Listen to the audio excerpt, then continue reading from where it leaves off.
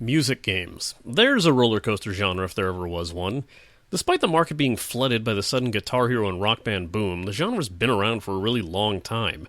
I remember enjoying titles like Parappa the Rapper, Poppin' Music, and even DDR long before they really caught on in the States. Even now with the release of build-your-own music games like Audio Surf and Symphony, I still find myself playing them on occasion to this day. I certainly claim to be no expert, but they can be fun casual games to enjoy in short bursts. And yes, this genre does exist in MMO format, so I'll be revisiting one of the first titles I'd ever played that had recently gone over to a new publisher. This is the MMO Grinder, and it's time to look at Audition.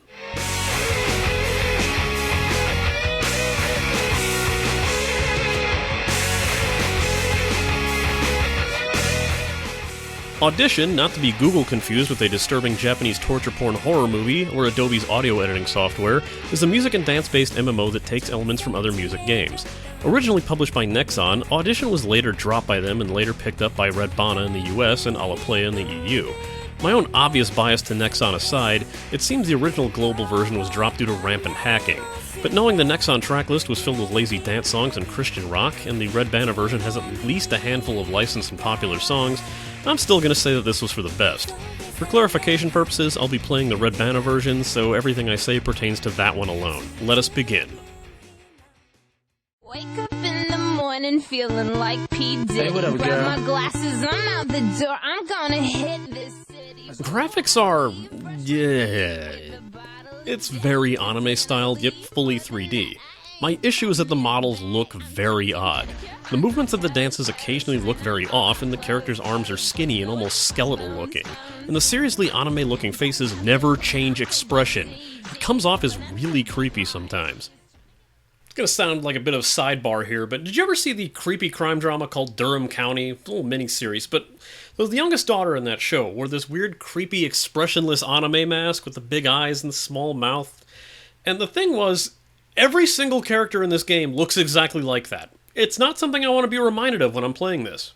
Character models aside, the graphics are overall colorful, full of neons and things you'd associate with dancing in nightclubs, so at least that's fitting. The game also runs in one resolution, and I cannot find any way to change it. There seems to be a complete lack of an options menu, and if someone points one out to me later, I'm gonna feel really stupid. But every attempt for me to find one has turned up nothing, so just be aware of this.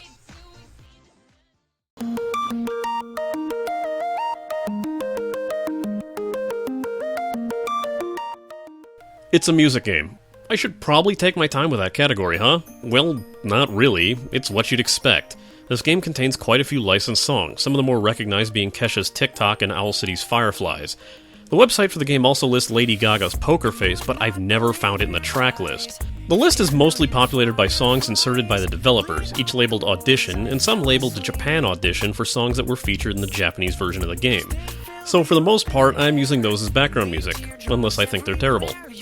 Sound isn't really a thing. You get some stings here and there to inform you did well or poorly, and that's about it. The music is the forefront here. Sound's just there to punctuate. That's it. People play music games for the music, after all.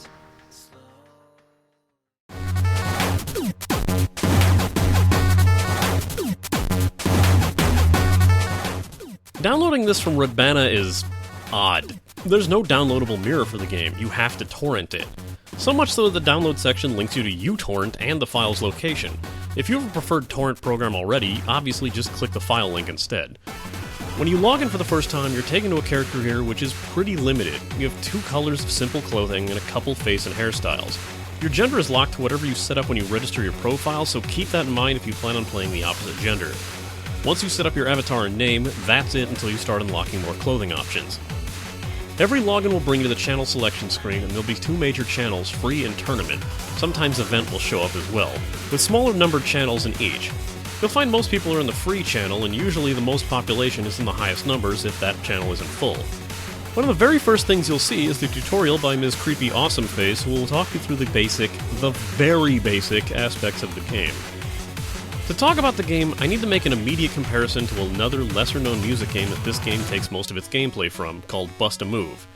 No, not that Bust-A-Move. Also known as Bust-A-Groove in the US due to the game's Japanese name being taken by the US version of Puzzle Bobble being called Bust-A-Move in the States for no logical reason. Exactly at what point did they decide that Puzzle Bobble wasn't a good enough title for a puzzle game based on Bubble Bobble? Really? This is the kind of thing I'm whining about? Let's move on. In Bust-A-Move Groove, you have a few sets of lines where you need to enter a sequence of arrow keys, then hit a button on the fourth beat to enter it. The key to the game is getting all the arrow presses off before the fourth beat, and making sure to still enter the button press with proper timing. The main challenge is that the arrow presses grow in number with each successful press, and keeping up the higher number of key presses results in higher scores and combos. I tell you this because this is exactly how Audition plays. Well, the majority of it at least. When you start out, you'll notice the main menu, a massive plaza of flashy neon buildings. At this point, worry only about the Avatar Mall and the Dancing Hall, as the rest aren't important to playing the game early on, and some even completely lock you out until you're in a fam or part of a couple. I'll talk about the mall and the cash shop since that's pretty much what it is, so I'll just explain the Dancing Hall. The Dancing Hall is the game's lobby. Just like if you played games like Project Powder or Brick Force or Panga, it's the massive list of all available rooms and games that have been set up. You can choose to join a room if it's not locked, or set up your own room. If you choose to set up a room, you can password it and run the entire song solo if you wish, but you won't receive any points or beats, the game's in-game currency. This is at least a decent way to practice the game's mode before you face off against other people, just to get a feel for all the game's modes and quirks upon setting it up. Speaking of game modes, there are quite a few. Many of them are based off the initial system with a few quirks, with others being practically completely different games. If I went over all of them, I'd be here all week, so I'll only mention a few of the drastically different ones. You can find out more about the game modes you're playing in by clicking the small help button or hitting F12 in the room. Keep in mind some modes limit your song choice severely. First off, if you want to practice the basic game, or you're new to the entire concept, be absolutely certain to switch the game mode to Normal Individual. In this, you play the most basic form of the game, and you aren't pressured to finish your arrow combos before entering the fourth beat. Not to mention you won't be forced to play note levels far beyond your skill.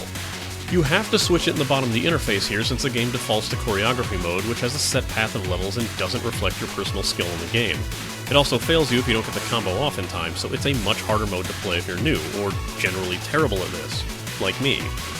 Another option is Freestyle Battle. When you get high enough in Normal Individual, you have a chance to go into Freestyle mode, which really just hides your arrow choices until you press one. It's covered under the tutorial as well. Well, Freestyle Battle has where the entire song plays out like this. That's really the only difference. An odd mode available in the options is Space Pang Pang, which is insultingly easy by proxy. Bubbles will move from right to left, and when they line up with the circle, press space. That's it. Okay, if you get a 100 combo, you have a chance for major points by hitting the delete key and then getting several perfect hits in a row. Anything other than perfect will count as a miss and reset your combo. It's a real risk-reward system and nothing beyond that. There are other modes in the options as well, but they all basically have a slight bonus spin on the standard game's formula. The more unique modes are set when setting up the room, and you'll notice a few like Beat Rush, Beat Up, Rhythmaholic, and Guitar Mode. Beat Rush is a pretty intense mode, and I find it a bit too difficult. Then again, I admittedly suck. In this mode, arrow commands appear in a ring while a light circles around it. You need to enter the commands as the light is passing through each section, and you're scored on how well you do. Another selection is the oddly named Beat Up mode, which is closest to, but not exactly like, DDR. You'll see the arrows sliding in from the side towards the center. Press the corresponding position on your keyboard's number pad, the corner numbers as well as the side and center numbers in harder modes. You'll have to keep an eye on the bar underneath and hit the space bar when the lights reach the center. It's intense, but not nearly as hard as Beat Rush. Rhythmaholic is pretty much a memory game and the worst option if you just want to enjoy the music. In this mode, you're shown cartoon pics of cats and dogs along a line with an accompanying meow or woof as the slider passes over them. You need to remember the sound pattern and enter them pressing Control left for the cat and Control right for the dog. Why it's such a convoluted input system is beyond me. It's very similar to playing Parappa the Rapper and is one of the easier modes to play in despite it being rather annoying. Lastly, it's Guitar Mode, and it's exactly what you think it is, a Guitar Hero clone. For those who don't know how Guitar Hero works, notes of different colors head down a slider. You hold down the corresponding keys as frets, and then press a second key or strum as they pass over, mimicking how a real guitar is played, but extremely simplified. In this mode, your fret keys are Z, X, C, and V, and the strum is right shift. Yes, there are only 4 fret keys, so it's slightly easier than Guitar Hero. Confusingly, the interface labels the frets as left, up, down, and right, but pressing those won't work. See why I tell you to get used to this game before you start trying to play it with other people? Otherwise, it's the challenging but not frustrating mode that should feel the most familiar to casual music game fans. One final thing I want to cover. When selecting a track to play, you'll notice a couple odd buttons next to the track name, a plus sign and the letter B. The plus will add the track to your album list, which saves your favorite tracks in a separate list for easy access, provided it's available in that game mode. The B lets you add the track to the BGM list, which is what you'll hear when you're browsing the lobbies. There's a default BGM list that consists of the latest songs to the game, but you can switch to your custom list by clicking the red speaker button in the upper right corner. You can also use the BGM list to preview a track before you play it, but in order to remove the track, you have to click on the tab in the song selection track list, not the upper corner.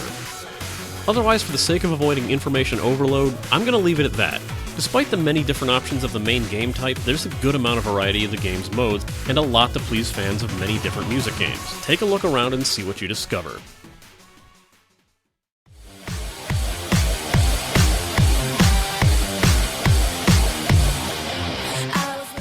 When at the main page, you might notice a button that reads Matching Card, which when pressed will let you enter a few options in a personal bio, like age group, blood type, and matching preferences.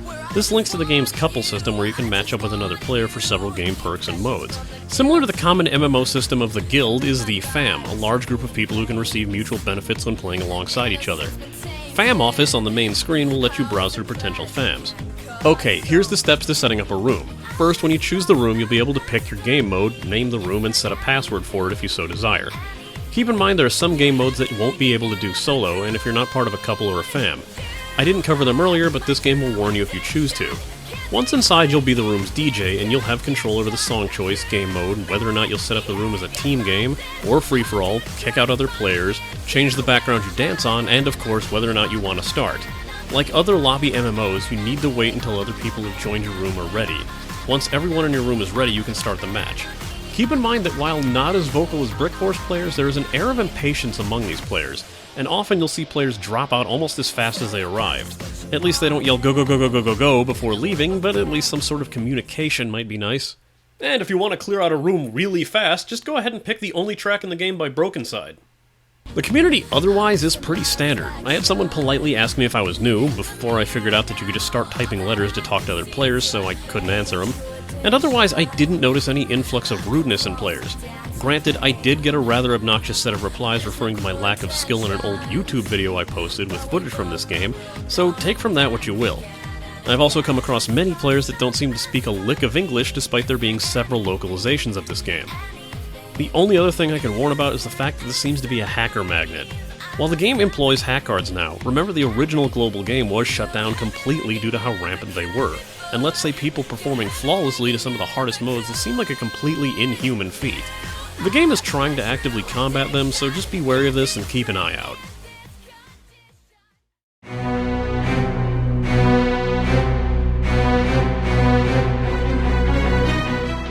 This is about the most sane exchange rate for cash out points I've seen so far. 1,000 points per dollar.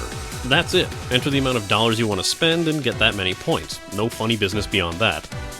Heading into the Avatar Mall will take you to what you'd probably expect to see. The main focus is on outfits. As you'd probably notice, the start clothing looks like you dug it out of a dumpster, so giving players a massive wardrobe to choose from makes the most sense.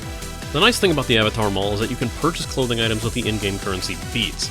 Items purchased with beats are permanent, while items using the cash shop currency, simply called cash, all have rentals of varying length. Items are mostly cosmetic, but some offer properties similar to experience and in-game cash boosters, as well as items that straight up do just that. Browse around and see what works for you.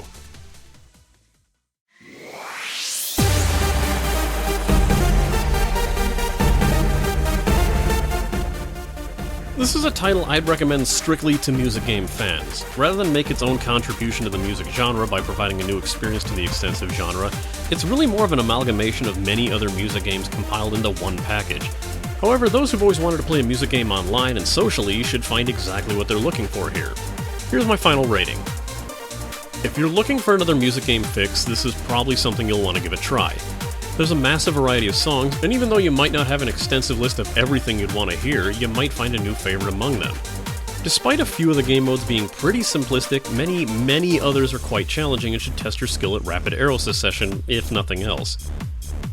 Your main goal in a game like this, besides just playing the music, is to gather a much better outfit to perform in. Luckily, you can do this by both outright paying for it or just grinding up the cash to get more spectacle clothing options. But be wary that if you drop real money on something, it might end up being a rental only. Just pay attention before you buy.